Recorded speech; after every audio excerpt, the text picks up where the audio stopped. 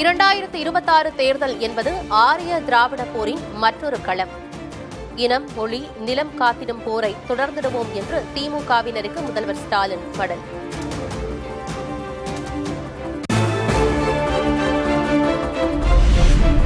தமிழ்நாடு, கேரளாவை தொடர்ந்து கர்நாடகாவிலும் சர்ச்சைக்கு உள்ளான ஆளுநர் உரை.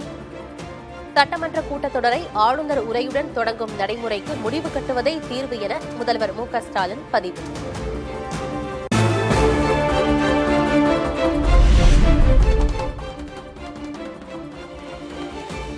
பிரதமர் மோடி பங்கேற்கும் பொதுக்கூட்டத்திற்கான இறுதிக்கட்ட ஏற்பாடுகள் தீவிரம்.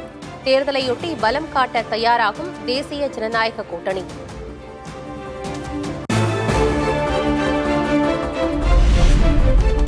அதிமுக பொதுச் செயலர் கே. பழனிசாமியுடன் பாஜக தேர்தல் பொறுப்பாளர் பியூஷ் கோயல் சந்திப்பு. காலை விருந்துடன் நடந்த தொகுதி பங்கீடு பேச்சுவார்த்தை.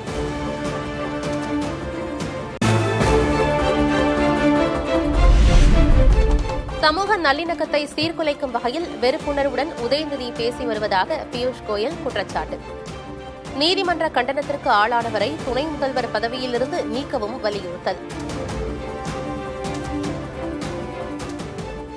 The High Court also yesterday has passed strictures against the hate speech of Udayanidhi Stalin, and I demand that Udayanidhi Stalin should immediately be removed from the government for trying to create communal disharmony.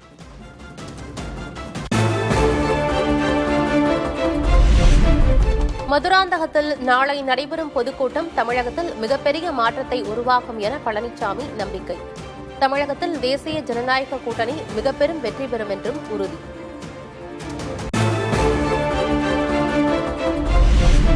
தேசிய ஜனநாயக கூட்டணியில் தமிழ் மாநில காங்கிரஸ் தனி சின்னத்தில் போட்டியிடும். பியூஷ் கோயலுடனான சந்திப்பிற்கு பிறகு G K. Vasan அறிவிப்பு. பலமான மக்களுடைய நம்பிக்கையை பெற்ற கூட்டணியாக உருவாகி இருக்கிறது.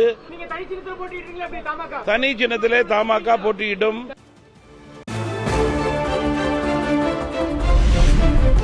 பியூஷ் கோயலை சந்தித்து தேசிய ஜனநாயக கூட்டணியை உறுதி செய்தார் ஜான் பாண்டியன். 10 தொகுதிகளின் பட்டியலை வழங்கியுள்ளதாக பேட்டி. 10 சீட்டு வரைக்கும் நாங்கள் கொடுத்துருக்கோம். நம்ம பேச்சுவார்த்தைக்கு இனிமேல் தான் நடத்துவாங்க. கொடுத்துட்டு வந்திருக்கோம், பேச வேண்டியிருக்காங்க.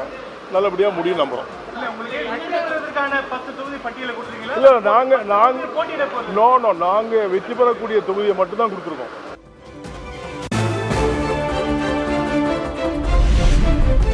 மதுராந்தகத்தில் பிரதமர் தலைமையில் நடைபெறும் பொதுக்கூட்ட மேடையில் மாம்பழ சின்னம். பிளவுபட்ட பாமகவில் யாருக்கு சின்னம் என முடிவாகாத நிலையில் அன்புமணி படத்துடன் இடம்பெற்ற மாம்பழம்.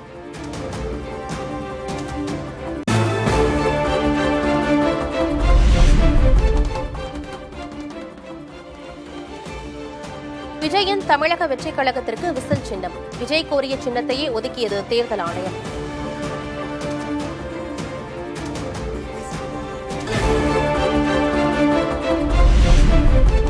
முதல் தேர்தலிலேயே விஜயின் தாவேகாவுக்கு பொது சின்னம் ஒதுக்கீடு. தமிழ்நாட்டில் 234 தொகுதிகளிலும் ஒரே சின்னத்தில் போட்டியிடுகிறது தாவேகா.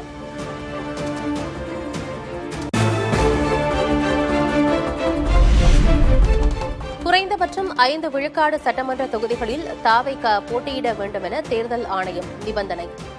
தாவேகா போட்டியிடாத தொகுதிகளில் விசில் சின்னம் வேறு வேட்பாளர்களுக்கு ஒதுக்கப்படும் என்றும் அறிவிப்பு.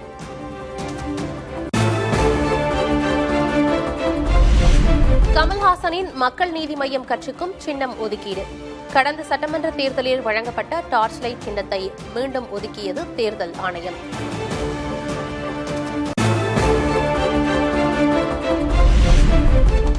(2026) சட்டமன்ற தேர்தலுக்கான விசில் ஊதப்பட்டுவிட்டது.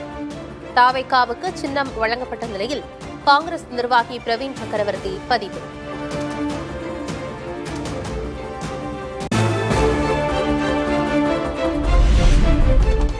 கூட்டணிக்காக தாவேகாவிடம் கெஞ்சுகிறார்கள் என செங்கோட்டையன் பேச்சு.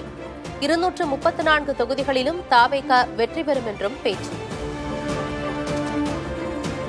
யாரை தேடி தேடி வருகிறார் என்று சொன்னால் நீங்கள் எங்களோடு இணைந்து கொள்ளுங்கள் என்று கெஞ்சிக் கொண்டிருக்கிற காலம்தான் இன்றைக்கு இருந்து கொண்டிருக்கிறதே தவிர அந்த நிலை மாறி இருக்கிறது. 2 கட்சியும் நான் இன்றைக்கு சொல்கிறேன், 234 இவர்தான் வெற்றி பெறுவார், இவர் யாரை விரல் காட்டுகிறாரோ அவர்தான் வெற்றி பெற முடியுமே தவிர எவராலும் தமிழகத்திலே வெற்றி பெற முடியாது என்ற வரலாற்றை நாம் படைப்போம்.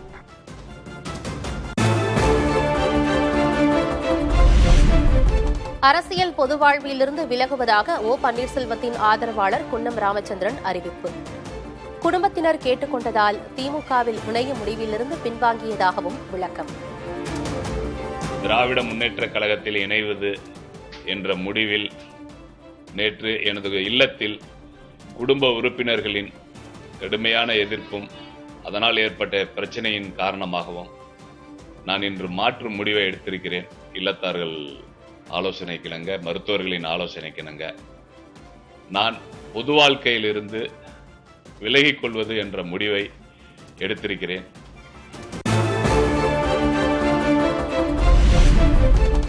தூத்துக்குடி முள்ளக்காடு கிராமத்தில் கடல் நீரை நன்னீராக்கும் திட்டப்பணிக்கு அடிக்கல் நாட்டிய முதல்வர் மு க ஸ்டாலின் 10 சிறுபான்மையின மாணவர்களுக்கு தலா 36 லட்சம் ரூபாய் கல்வி உதவித்தொகையையும் வழங்கினார்.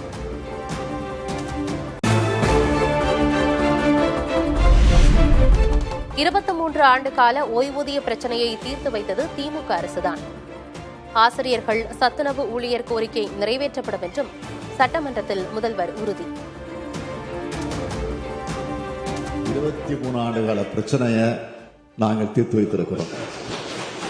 சத்துணவு அமைப்பாளர்கள், அதே போல அங்கன்வாடி அமைப்பாளர்கள் இவர்களெல்லாம் கூட அழைத்து பேசிக் கொண்டிருக்கிறோம். அவர்களும் போராடி கொண்டிருக்கிறார்கள். பகுதி நேர ஆசிரியர்கள் பகுதியில் போராடி கொண்டிருக்கிறார்கள். அவர்கள் கோரிக்கை எந்த அளவுக்கு நிறைவேற்ற முடியும் என்பதை சிந்தித்து நிச்சயம் சொல்றேன், உறுதியா சொல்றேன், அந்த கோரிக்கைகள் நிச்சயமாக நிறைவேற்றப்படும்.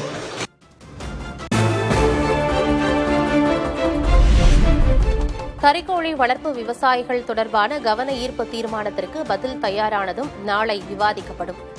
அதிமுக எம்எல்ஏக்கள் அமளியில் ஈடுபட்டதால் முதல்வர் மு க ஸ்டாலின் பதில். அதையே திருப்பி பேசி நேரத்துக்கு வேண்டிக்கணும்.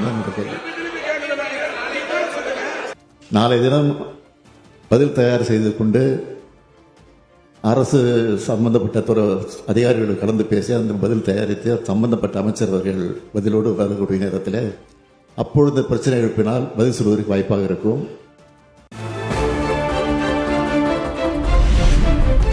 தமிழகத்தில் சிக்கன்குனியா நோய் அதிகரித்து வருவதாக எடப்பாடி பழனிசாமி குற்றச்சாட்டு.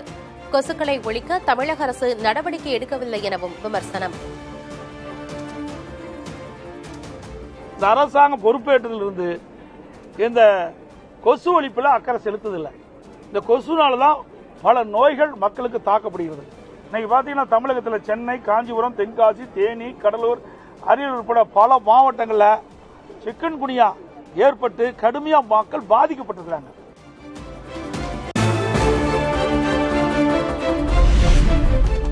தமிழகத்தில் டெங்கு, சிக்கன்குனியா நோய் பாதிப்பு அதிகரிப்பதன் எதிரொலி.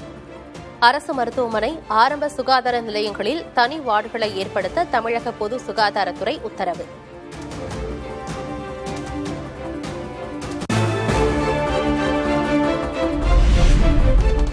கடந்த சில தினங்களாக உயர்ந்து வந்த தங்கம் விலை இன்று சவரனுக்கு 1720 ரூபாய் குறைந்தது. சென்னையில் ஆபரண தங்கத்தின் விலை சவரன் 1,13,600 ரூபாய்க்கு விற்பனை.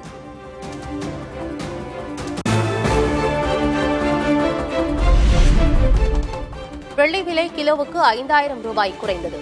சென்னையில் 1 கிராம் வெள்ளி 340 ரூபாய்க்கு விற்பனை.